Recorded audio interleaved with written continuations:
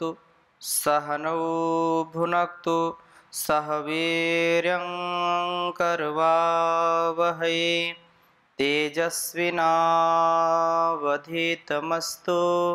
मा विद्विषावहै। ओम शांति शांति शांति।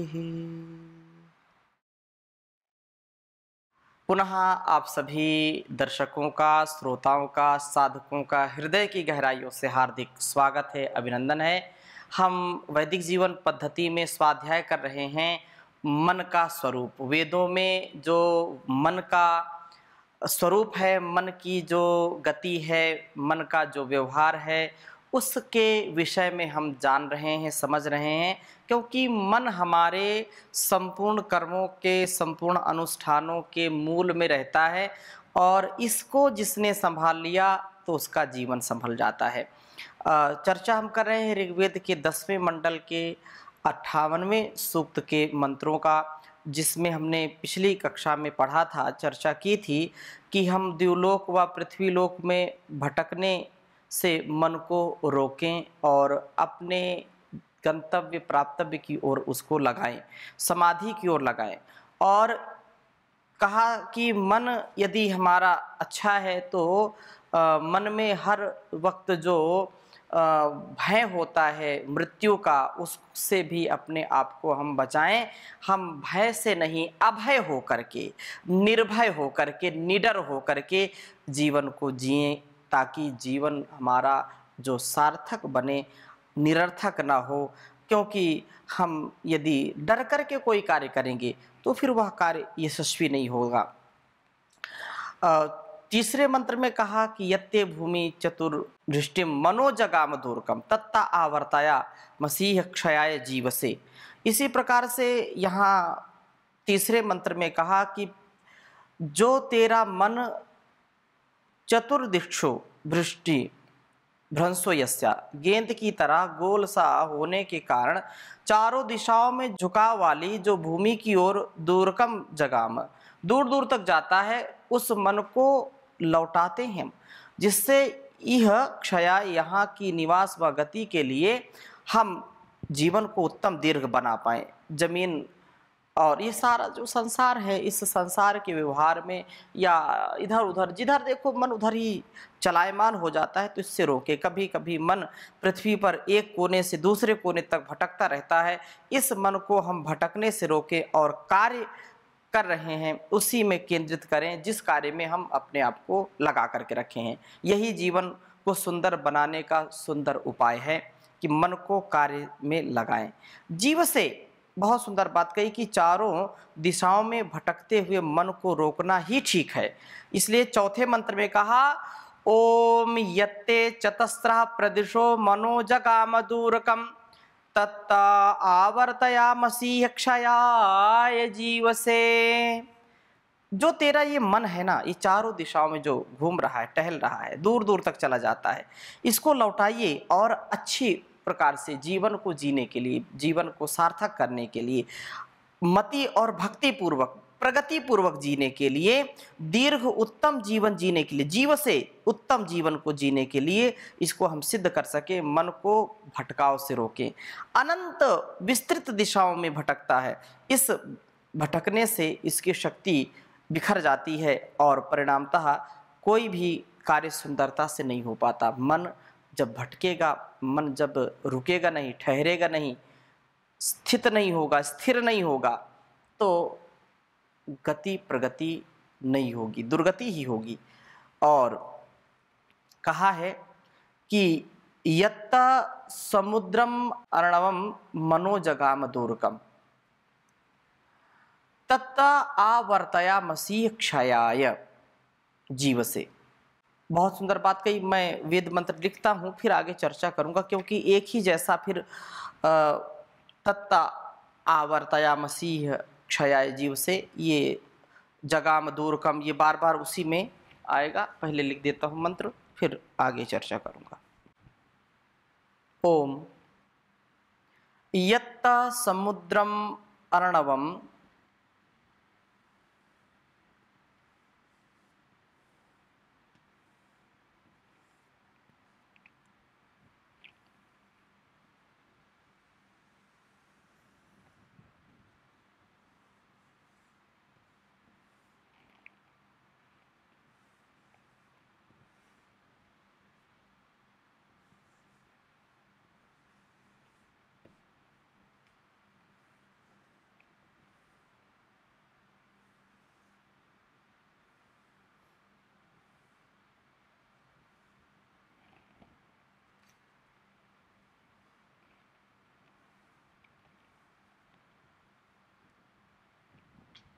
यत्त समुद्रमर्वणं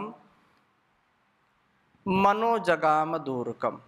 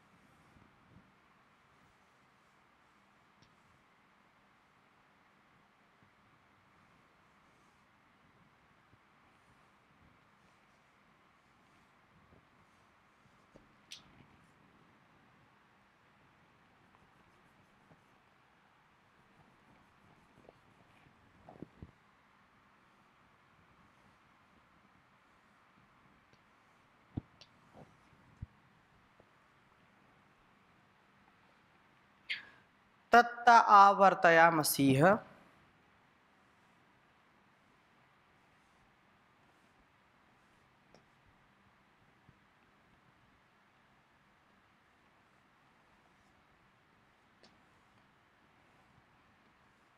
तत्त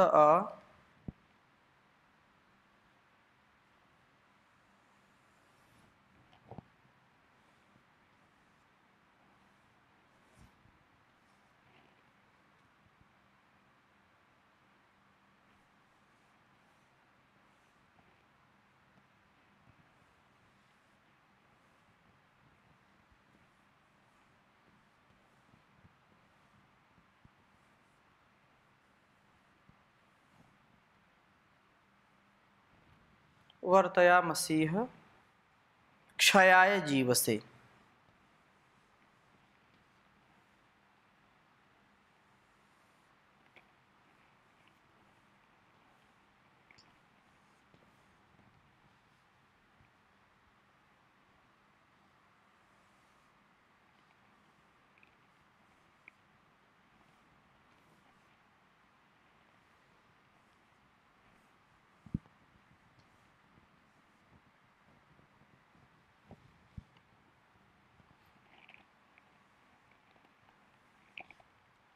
क्षयाय जीवसे ऋग्वेद के 10वें मंडल के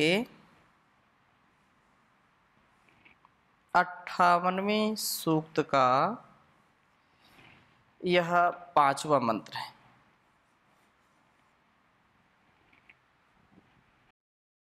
ओम यत्ता समुद्रम अर्णवम मनोजगाम दूरकम तत्त आवर्तयामसीह क्षयाय जीवसे।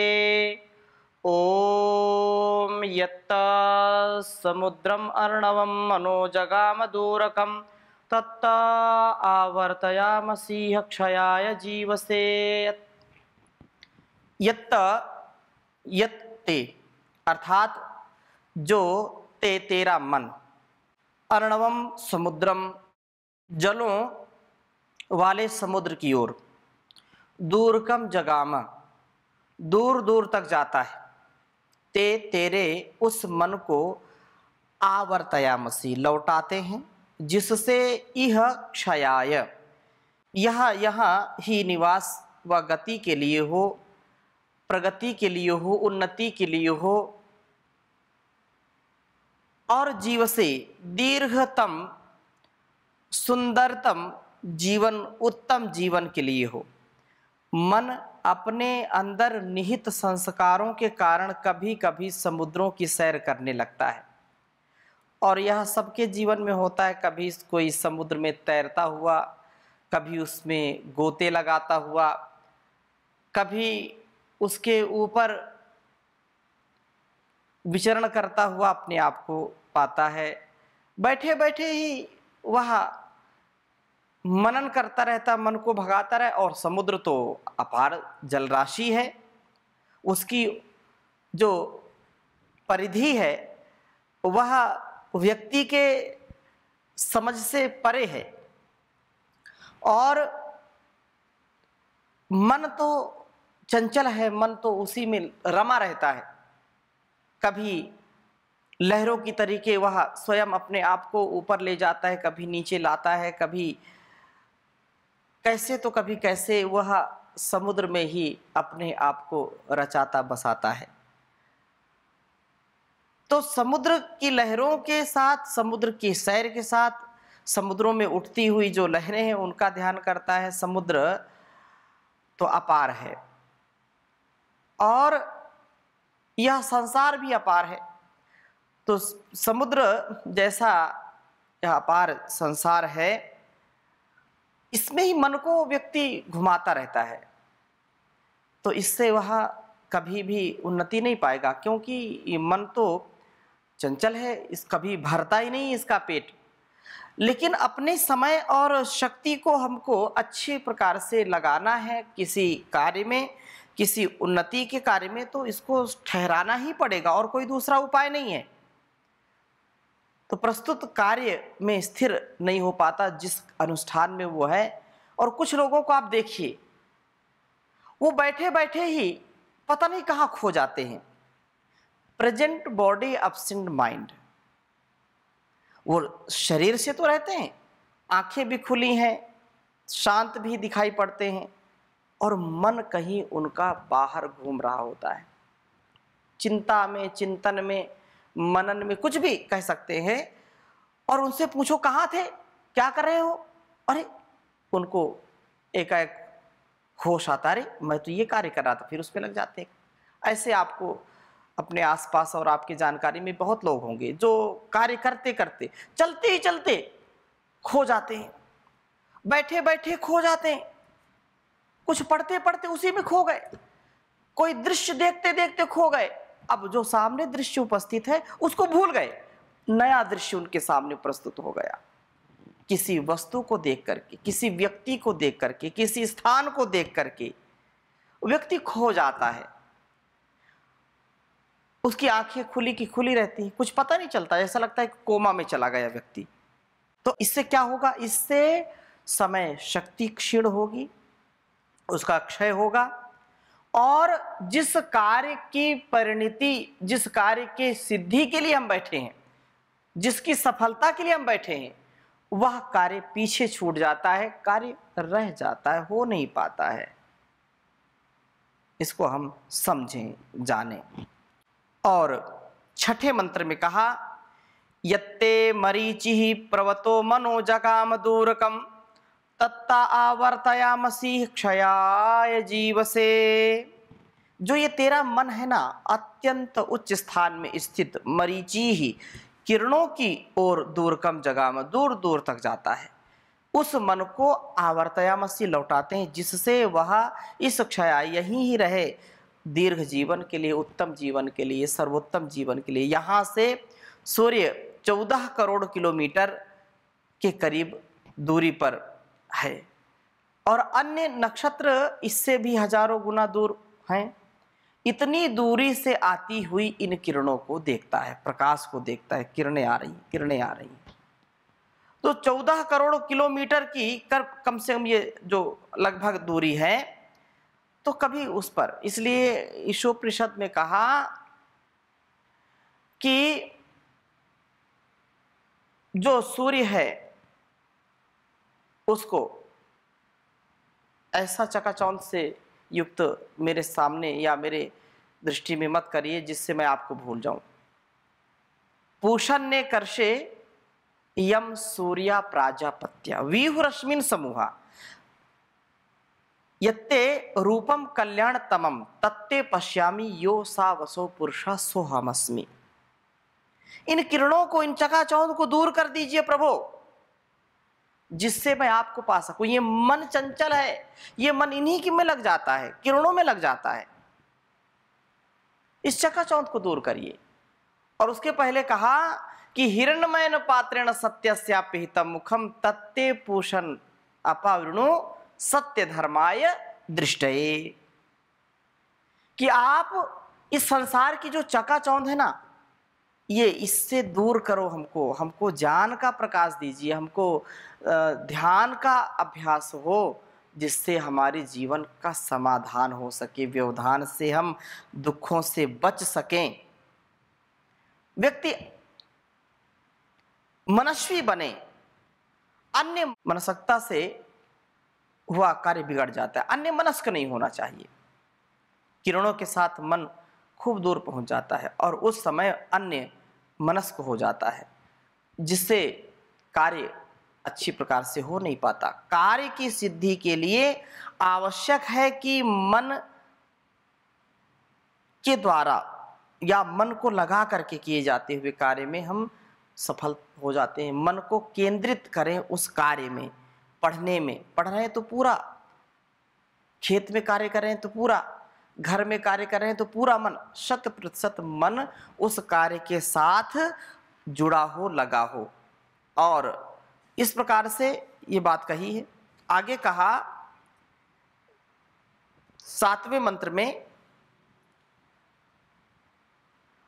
यत्ते अपो यदोषधीर्मनो जगाम दूरकम तत्ता आवर्तयामसीह क्षयाय जीवसे।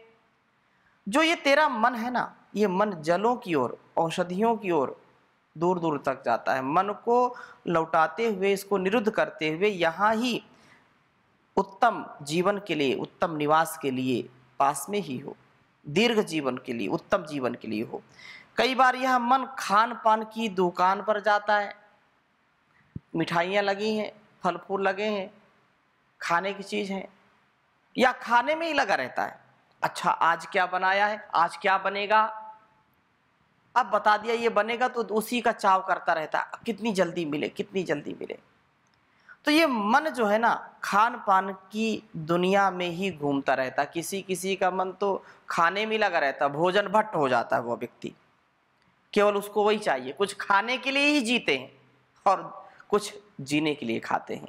तो हमको खाने के लिए नहीं, अपितु औषधि के रूप में इसका प्रयोग करना, जीवन हमारा अच्छा हो, निरोगी हो, स्वस्थ हो, बलिष्ठ हो शरीर हमारा, इतना ही आहार लेना, इतना ही खाना खाना, भोजन करना औषधि के रूप में। लेकिन कुछ जीतव्यम चाहे मर्तव्यम हचक के भोजन कर्तव्यम, कुछ भी हो जाए आने दो, जो होगा देखा जाएगा, अभी तो भरपेट खा लेने दो, और फिर उसका परिणाम अच्छा नहीं होता। तो उस समय जीवन के एकदम भौतिक प्रवृत्ति का व्यक्ति बन जाता है और खान पान में ही वह लगा रहता है। इन भौतिक विषयों में फंस करके यह जीवन की अवनति ही करता है, जीवन की अवनति का कारण बनता है। इसे इधर से हटाकर हम अपने कर्तव्य कर्मों में केंद्रित करें और इससे अपने जीवन को उन्नत बनाएं। ये लोक में भी अच्छा नहीं माना जाता। जो व्यक्ति ज्यादा भोजन करता है उस पर लोगों की दृष्टि जम जाती है। किसी के घर के अतिथि बन करके गए, अतिथि देवो भव, अतिथि तो देव के समान है, तो लोग उसकी खूब सेवा शुश्रूषा करते हैं, सत्कार करते हैं, भोजन भी अच्छा अच्छा देते हैं। और कुछ लोग उसमें से ऐसे होते हैं कि अच्छा भोजन करके वो और भी उनका जो है उनकी डोज बढ़ जाती है, उनकी भूख और बढ़ जाती है, तो वो 2 गुना 3 गुना भी भोजन कर लेते हैं। लेकिन उससे गलत संदेशा जाता है, लोक में भी निंदा होती है कि अरे ये तो इतना खाता है, कभी खाया नहीं क्या, कभी ऐसा देखा नहीं क्या।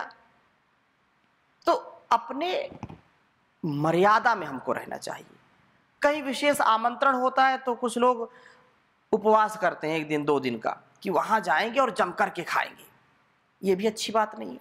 औषधि के रूप में भोजन का ग्रहण करें, घर में हो, बाहर हो, आमंत्रण में हो, निमंत्रण में हो, कहीं भी हो। इसको ज्यादा भोजन में नहीं लगाना, मन को उसी में लगाना, ये जो है अच्छा नहीं है।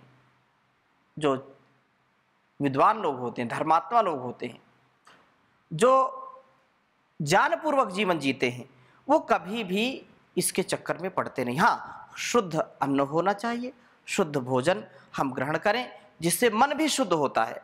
आहार शुद्ध हो, सत्व शुद्धि की बात कही है।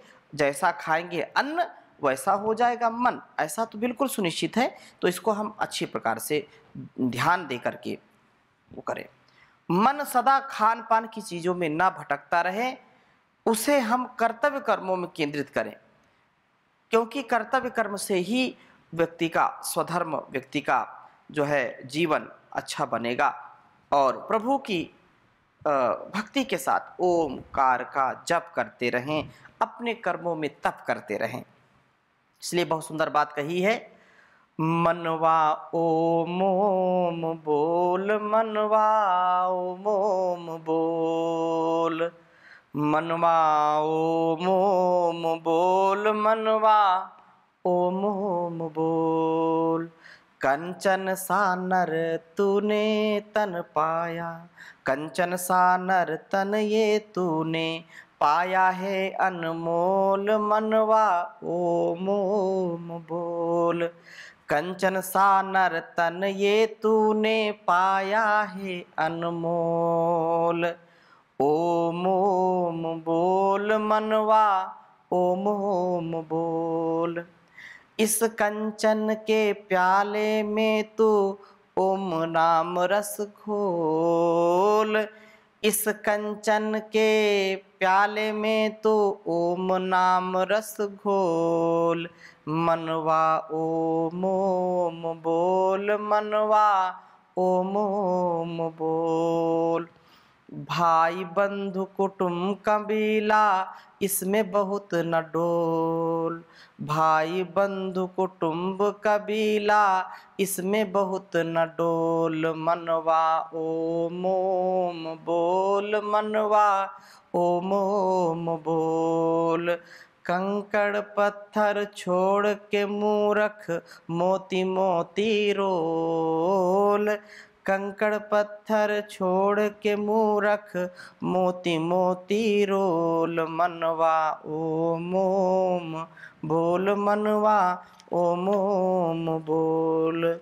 मन का हम नियमन करें, चिंतन करें उस प्रभु का, ये सबसे बड़ा उत्तम उपाय है। इसलिए जीवन की घड़ियाँ वृथा न खो, ओम जपो मन ओम जपो, चादर न लंबी तान किसो, ओम जपो मन ओम जपो। ओम ही सुख का सार है, ओम ही जीवन आधार है, ओम ही सुख का सार है, ओम ही जीवन आधार है। प्रीति न इसकी मन से तजो, ओम जपो मन ओम जपो।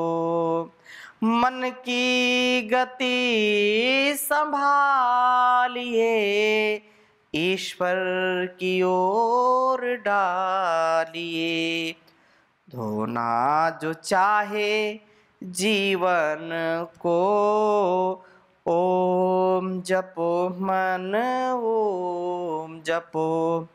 चोला मिला है कर्म का, करने को सौदा धर्म का, इसके सिवा मार्ग न कोई, ओम जपो मन ओम जपो। साथी बना ले ओम को, मन में बसा ले ओम को, साथी बना ले ओम को, मन में बसा ले ओम को। अंत में क्यों भागे करो, ओम जपो मन ओम जपो। चादर न लंबी तान के सो, जीवन की घड़ियाँ वृथा न खो, ओम जपो मन ओम जपो, ओम जपो मन ओम जपो। ओम शांति शांति शांति।